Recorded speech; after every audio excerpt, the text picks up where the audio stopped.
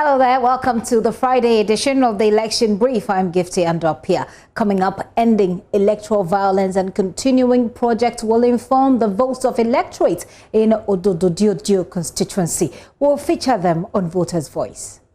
Yeah, oh, so Ajake, Mokoya, and yo, Buajo, yo, and I'm your power. Kakabopia, More of that coming up as we look to ending electoral violence, and National Democratic Congress says it will assign one lawyer to every coalition center on election day to protect the ballot.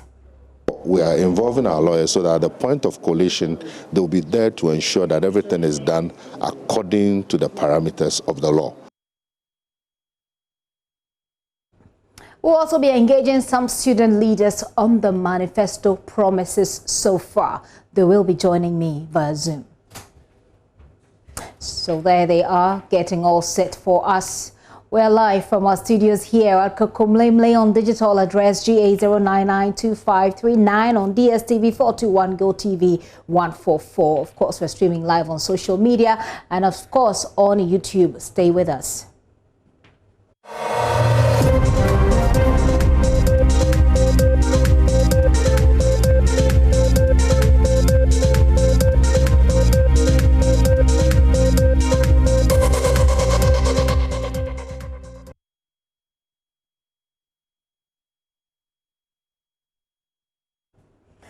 Now, the Odododio constituency is our destination for Voters' Voice today. With a recent attack on their member of parliament, residents in the area say an end to electoral violence is non-negotiable. Here are some of them.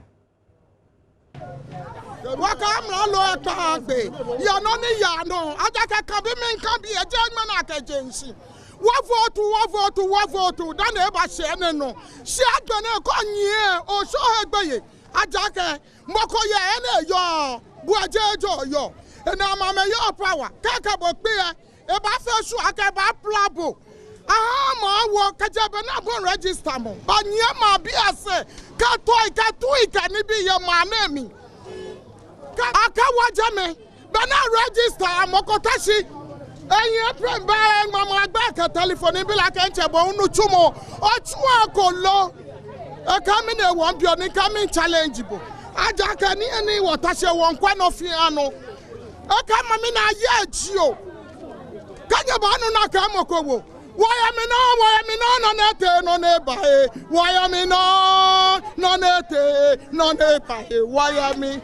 Oh, why am I? Why am I? No nete, no neba. Why am I? Oh, what in the floor and Fanana, therefore, yes, floor and Fanana. Yama came of Yam, Binila Tenke, in the floor and Fanana, and 4 years in a Paco here, Rocket, Ebanache, Abatusla, Nuchumo. 4 years in a Paco, Ebanabatu, Saint Penuchumo. We need peace and unity. We are all here to do what is right. But as now, what is going on? It's not fair. If you pass here, people are passing you, pass here, they are fighting here and there. We are not here to fight. We need peace and unity. God, James Town, fishing ball, no, Benjamin Fat, or from what Tabiani, Nibanaka, Akufado, Ametena, my cat sword, Najaluchumoshi, or Benjamin Fat, Fat, or Temna 3, when you know Yakucho name, no, or get form or Yakucho name. I'm a circle overhead. Shikana kama seko vaida blecho wanyo kwa mwene kumo pokwa se interchange na fio mwene kumo connection correct echeko ka kebo che libi kome echeko efa ne fio mitama bila ke pokwa se na me lobby ska ke ba sani no aga ska ni ba ska na ke ba na ke tuoni pokwa se na mo lobby ska ke ba ni Ishana na catch sword there. They are Kufuado first ni JCC. Kufu ni ba je sword catch mo sisi ya jeme. Ni Kufu government ehu. Afe no kono. Ni tu aka mini. Ata o ska ka mashomo. Anamu ata o.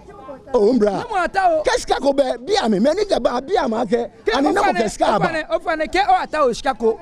Ni oba catch sword there. Dikasa no o na ajenu tumonji. Sure, I was can I take a little more? Okay. Over a nephew.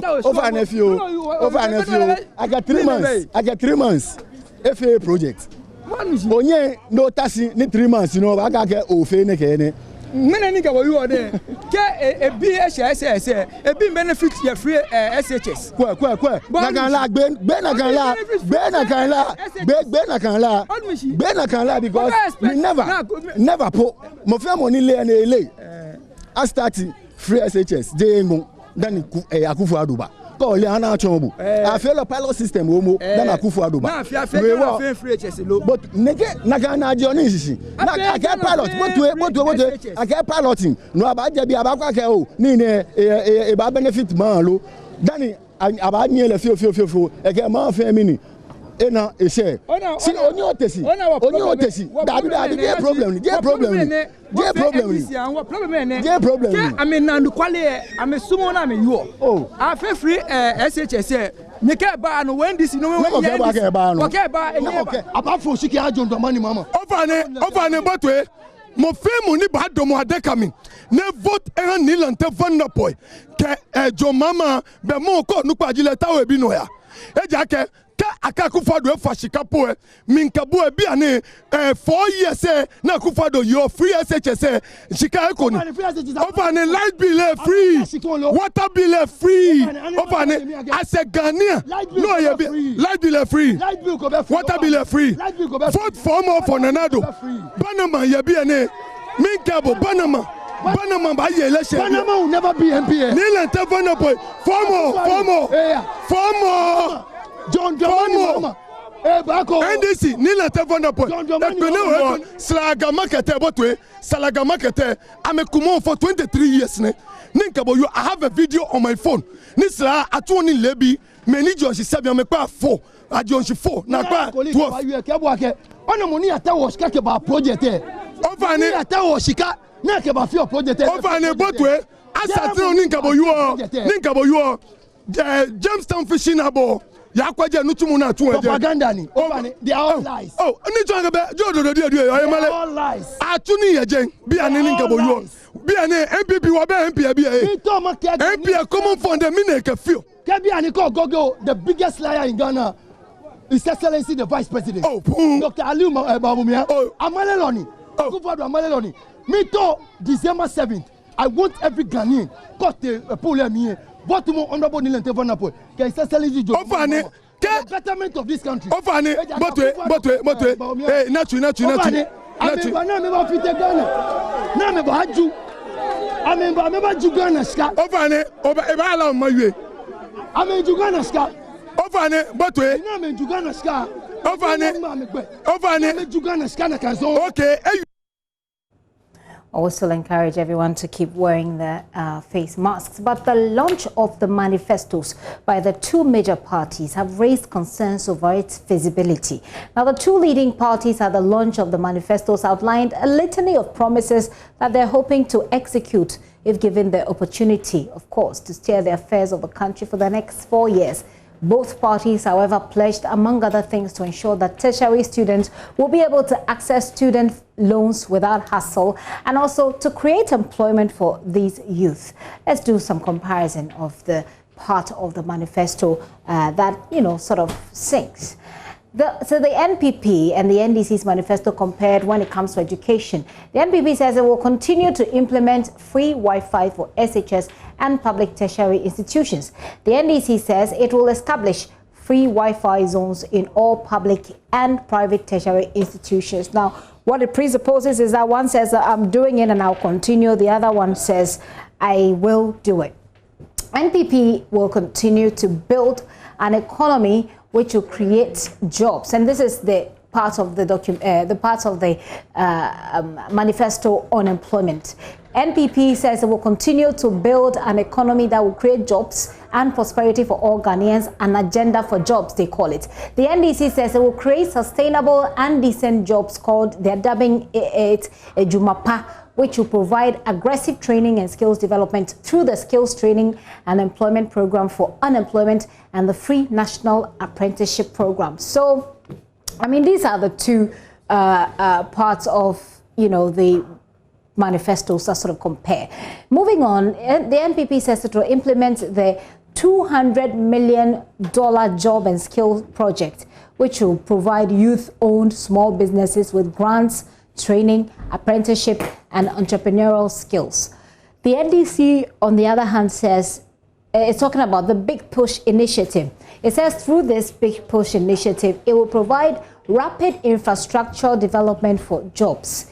The NDC will also support the private sector to create more sustainable jobs and provide NAPCO beneficiaries with permanent jobs. So let's take a look at what it says about the student loan. The NPP wants to make sure that no student who has obtained admission to a tertiary institution is denied access because they are unable to pay fees. NDC says it will resource the Student Loan Trust Fund to make timely and adequate payment to students.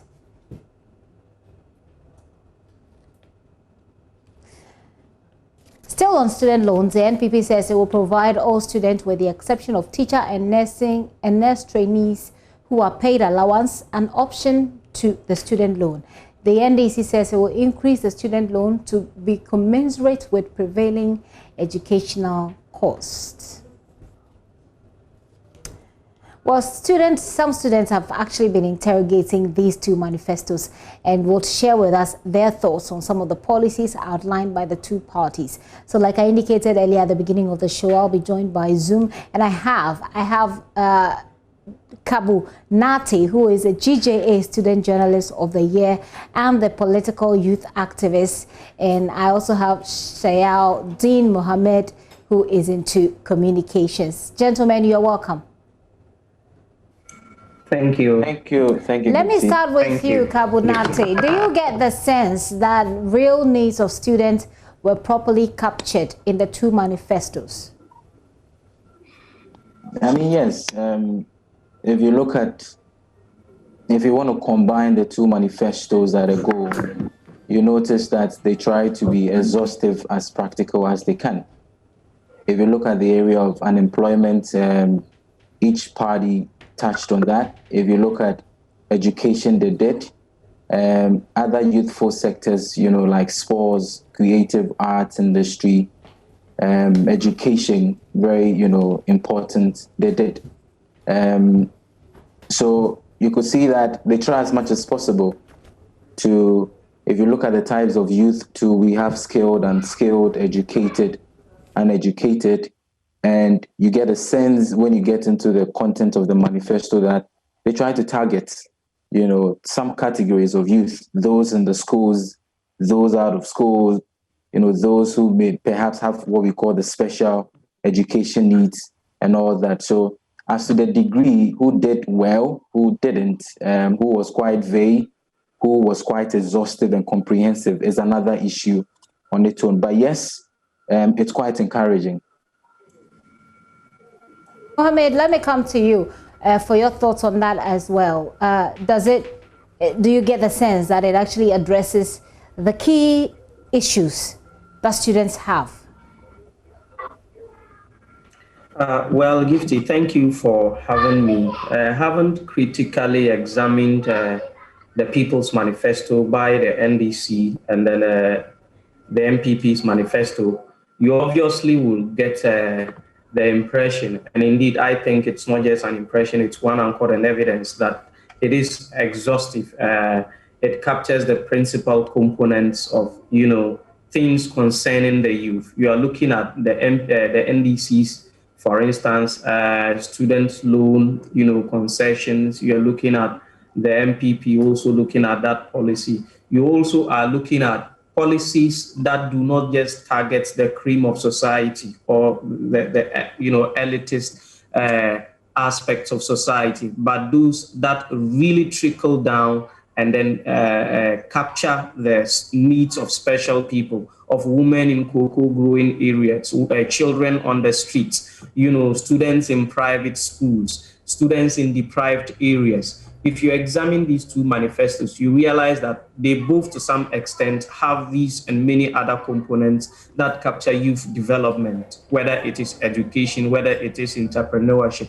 However, the degree to which both parties offer them are significantly different. The degree of, the proposals and the promises differ. And so it gives you the impression that the strategy that will go into their implementation will equally be different. And it also tells the degree of commitment that they also will put into it. So you realize more of the NDC manifesto, it offers more details, for instance, when it comes to education, and then that of the MPP, it also offers, of course, concessions, but then details are missing. Yeah, details are missing. So from what you both have said, Kabute and Mohammed, I get the sense you're telling me one of these is vague, and one seems to have a lot more information. Point them out to me, will you? Okay, so first of all, it's important to understand the philosophical, or if you like, the theoretical orientation of the two parties towards the youth. What I mean by these words, philosophical and theoretical, is that how a government perceives the youth, their set of beliefs around the youth, for which influences their support or how to help. Now, if you look at the NPP's manifesto, if you go with me to page, I think 180, it defines who the youth should be, perhaps 15 and then 35, and moves on to tell you that they want to focus on harnessing the potential of the youth through entrepreneurship and then industry, if you like, industrialization. Now, if you flip to the NDC side, it tells you on, I think, page 84, that it's going to do what perhaps the NPP says it would do, harnessing the entrepreneurship industry or what have you, but hesitates to add that it's going to create an institutional framework to, project the interest of, the youth. Now, you notice that these philosophies of orientation towards the youth influence or affect their policies. If you look at the NDC manifesto, for instance, the chapter dedicated to the youth development, their first policy statement is the creation of a ministry specifically for the affairs of youth. And they move on to tell you the categories of the youth. Now, if you flip to the NPP's manifesto, if you look at page 154, actually, which is dedicated to youth development, it tells you that their first policy, statement is the reduction of the cost of data. Now, right from the word go, you get the impression that the NDC is focusing more on creating institutions.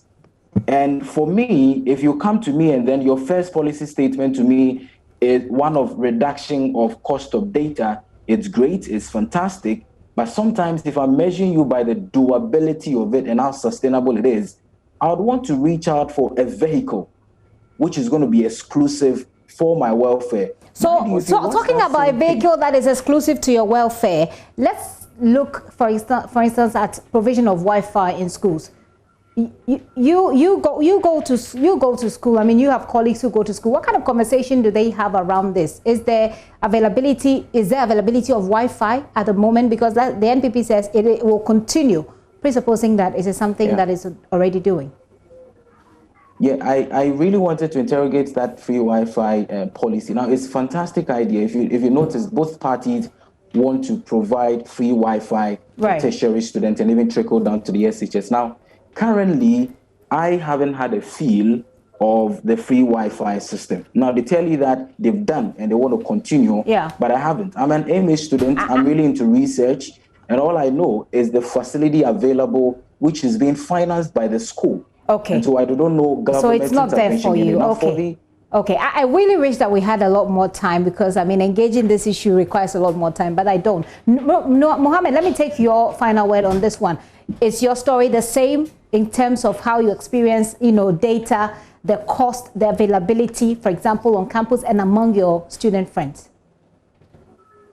Yes, if you interrogate the facts on the ground, you will realize that, yes, there are some tertiary institutions where these things, or should I say, where these facilities are enjoyed. But it looks more of one that is on pilot basis, because I haven't really felt it, so to say. But what we need to understand is that we must take the conversation beyond the provision of data So understanding whether the actual facilities exist on the ground to ensure that these things are not just elitist. So yes, students in, let's say, deprived areas in the north where, mobile telephony penetration is very low, how will they be able to, have free data? How will they take advantage of that? Yeah. These are the sort of things we should be interrogating. Okay. And not. All right, thank you very much, gentlemen. Unfortunately, we have to wrap it up there, but I'm sure that in the coming weeks, we'll be able to get the chance to have more of this conversation. Kabu Nati and Dean Mohammed talking about the provision of the NPP and the NDC manifestos as far as education is concerned, whether or not it appeals to them. Now, Member of Parliament for Ayawaso West Wuogon, Lydia Al-Hassan, is asking her constituents not to make a mistake by voting for NDC's parliamentary candidate John Dumelu, who she says doesn't believe in intellectuals. Her comment comes on the back of assertions made by John Dumelu that the NDC is not really into intellectuals, arguing that the main focus of the party is to get people from the bottom to believe in their ideas. That is why most of its members, he said, are not intellectuals. But the MP believes John Dumelu's comment is a slight on the integrity of electorates within a constituency which serves as home for major tertiary institutions, including the University of Ghana. The MP insists a vote for John Dumelu would stagnate the gains achieved so far. Every campaign has its own dynamics. I'm not saying that campaign or we should all take it easy because we have worked hard. I am visible. I am not that visible on social media. Grounds is where the work is, and that is where I am also very strong at. Come to the grounds and you'll hear the people tell you. You are stronger on the ground? I am very strong on the ground. Is equally strong on the ground? No, I don't think so. I don't really like to talk about my opponent because we live in a constituency where we have about 5 tertiary institutions here. The last time I heard, he doesn't believe in intellectuals, and you want to rule, you want to lead a constituency where you don't believe in them. I do respect and believe in them, even if you are not today. That is why we have projects. By the grace of God, set up this free SHS. That's Lydia Al-Hassan there. Well, John Dumelu himself is the NDC candidate for the area. He's joining me on Zoom. Mr. Dumelu, good afternoon. Now, quickly, we have just a few minutes to wrap up, so let's try and make this brief. What do you make of the response that Madam Lydia Al-Hassan seems to make on the back of what you apparently said?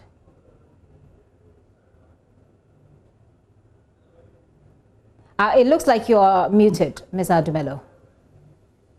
Yeah, can you hear me? Yes, I do now. Please go ahead.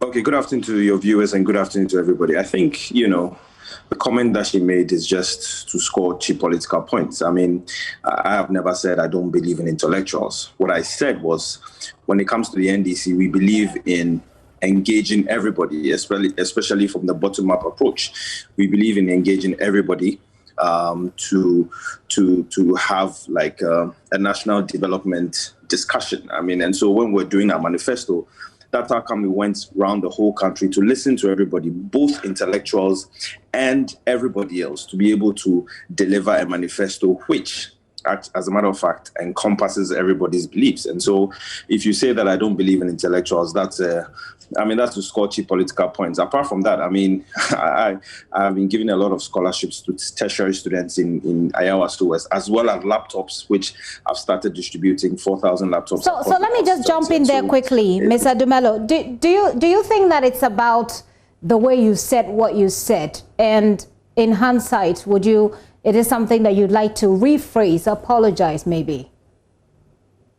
Well, there's nothing to apologize about. I think it might probably be the way I said it, but I never said I don't believe in intellectuals. What I said was that the NDC encompasses everybody's beliefs, whether you are an intellectual or not, to be able to have a national development plan or goal. And so, I mean, come on, we have so many intellectuals in the NDC. If I may, I did say that we probably have more intellectuals in the NDC than in the NPP. And so, for you as an MP to say that John doesn't believe in intellectuals is just a low blow. I mean, it's just to score cheap political points, and that's not going to work at all. Mr. Dumelo, thank you very much for your time this afternoon. John Dumelo is Member of Parliament, the parliamentary candidate, I beg your pardon, for Ayawaso West Wuogon constituency, clarifying what he said, which he believes has been misinterpreted by his contender. Well, you're still here on Election Brief, and before we go, the National Democratic Congress says it will assign one lawyer to every coalition center on election day to protect the ballot. National Chairman of the NDC, Ofosu Ampofo, wants members of the party to devote resources to police the ballot and to ensure victory for John Mahama. The party has also hinted of plans to outdoor funding options for the various promises outlined in the NDC manifesto. The national chairman of the party, Samuel Ofosu Ampofo, has been speaking to Love News at a capacity building workshop for lawyers and former appointees of the party in Kumasi.